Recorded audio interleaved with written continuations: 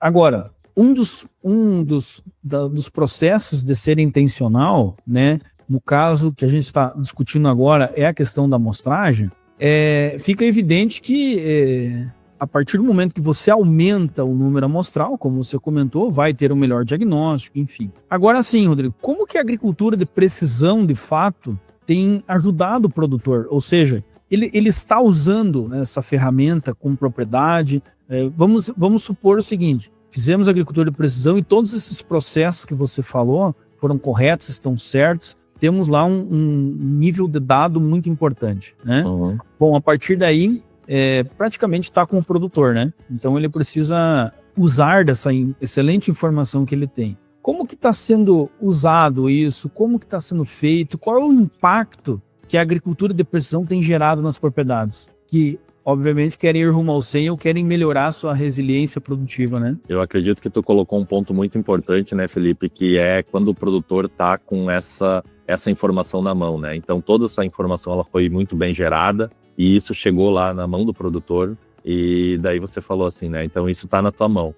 Eu acredito que sim, mas é nesse ponto que talvez entre o especialista, que talvez entre o consultor e a diferença que isso realmente vai fazer. Porque você está com todo aquele diagnóstico ali e na maioria das vezes, né, o produtor ele não tem a correta interpretação daquilo, né? Pelas inúmeras questões que ele tem que estar gerenciando no dia a dia. E logicamente quando você contrata um trabalho de agricultura de precisão, você está realmente terceirizando aquela qualidade de informação para que você seja mais eficiente e tenha mais rentabilidade, né? Pelo menos eu penso assim. Quando eu contrato alguém, quando eu busco uma informação com alguém, é porque eu tenho certeza que aquele cara vai fazer melhor que eu, né? Senão não teria sentido isso. E a gente sente muito isso nesse mercado, porque ainda é um mercado que trabalha muito com custo e não com valor. E essa questão de tu trabalhar com custo, ou seja, aquela empresa é mais barata que essa,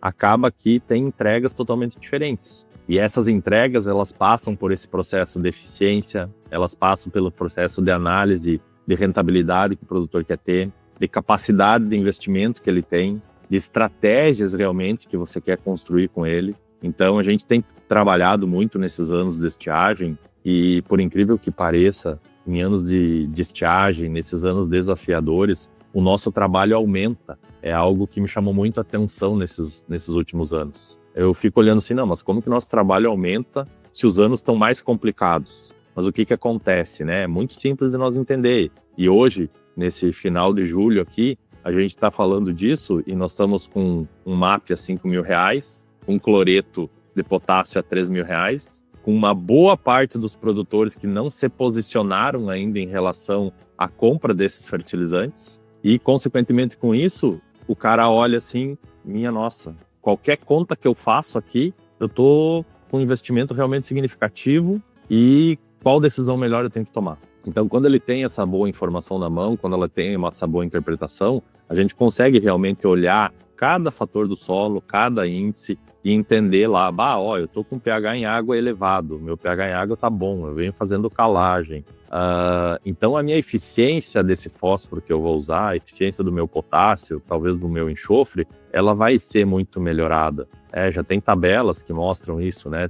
Um trabalhinho bem novo lá da Embrapa, né? 1980 já mostra isso. Quanto mais alto o teu pH, maior a eficiência dos nutrientes. Então, quer dizer o seguinte, que nesse tipo de condição, eu posso talvez estar olhando uma questão de exportação da cultura, eu posso estar olhando um potencial diferente de produtividade, eu posso estar olhando para o solo dele e, você está com potássio muito bom aqui, teu fósforo não está tão alto, ou vice-versa, tu está com fósforo alto e um potássio mais baixo, então, de repente, vamos utilizar uma adubação fosfatada e vamos dar uma puxadinha aqui no teu potássio. Se você pegar hoje, agora mesmo eu estava falando, né? R$5.000 um MAP, R$3.000 um potássio. O custo do ponto do potássio está muito mais barato que o ponto do fósforo. Então, se é algo que eu tenho que estar dividindo um pouco o investimento e eu tenho uma necessidade de potássio a mais, vale mais a pena olhar isso. Então, em questão de rentabilidade, a gente sabe que quando a gente tem muita informação na mão, a gente consegue entregar isso de uma forma que muitas vezes você paga numa primeira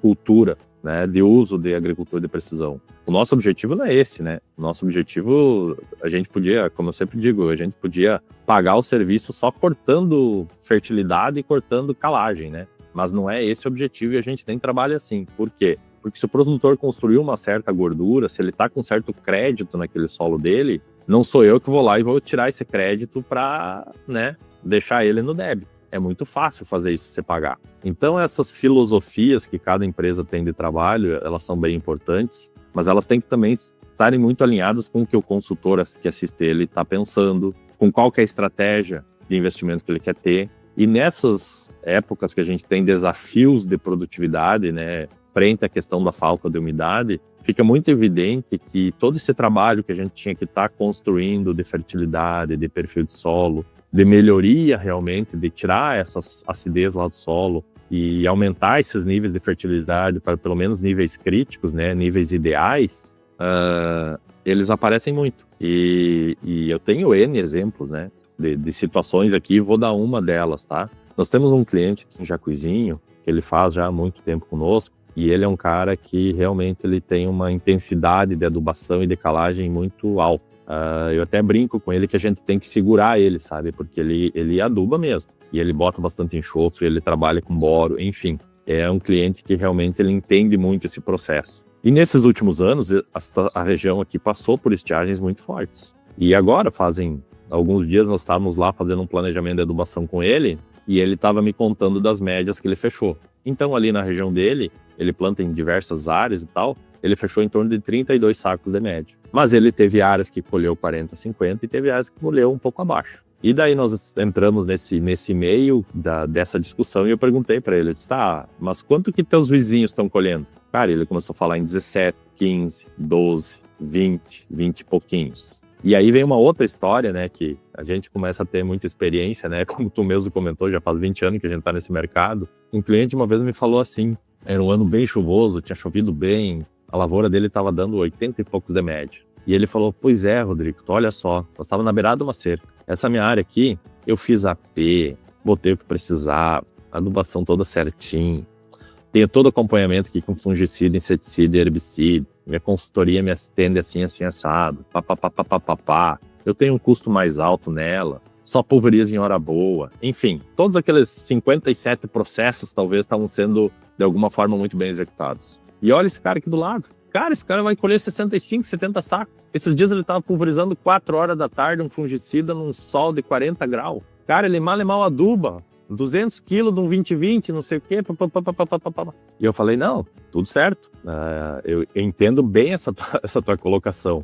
Mas tu vai colher mais quando não chover. Claro que quando chover, teu potencial vai ser maior, com certeza. Tu vai se destacar também, mas tu vai colher muito mais quando não chove. Porque é lá que tu não vai perder potencial produtivo, que esses caras vão perder mais. Então é esse exemplo que eu estava dando aqui do Jacuizinho, é mais ou menos isso que acontece. E eu gosto de fazer uma comparação, aproveitando, já esticando um pouco aqui, Felipe, que é o seguinte, não é nenhuma novidade que as variedades que nós temos hoje são muito modernas, focadas em potencial produtivo. Então a gente tem umas máquinas, a gente tem umas Ferrari, uns Lamborghini, uns Porsche, o que for, qual carro você preferir. Só que o piloto é o produtor, nós talvez sejamos os mecânicos, e o produtor que tem que asfaltar essa estrada onde ele vai andar com essa máquina, né? Com essa Ferrari, com essa Porsche. Isso é muito difícil. Então, muitas vezes a gente tá com uma Zeus, com uma Titanium, uma 54 e 57, com uma Desafio, com uma Olimpo,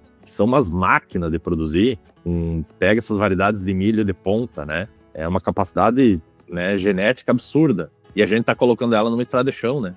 Cheia de buraco, que a patrola nem passou. Então, realmente, a gente tem que estar olhando pro solo, assim, com muito cuidado, né, e muita atenção. E isso passa por esse volume de informação, passa pelo gerenciamento que a agricultura de precisão consegue realmente dar. E aí, com esse número de informação, com esse número de dados, a gente consegue ter realmente relevância na questão da rentabilidade, na questão de construir produtividade e fazer realmente que esse investimento que você faz nesse nível de informação se pague, né? Que eu acho que é isso que todo mundo quer.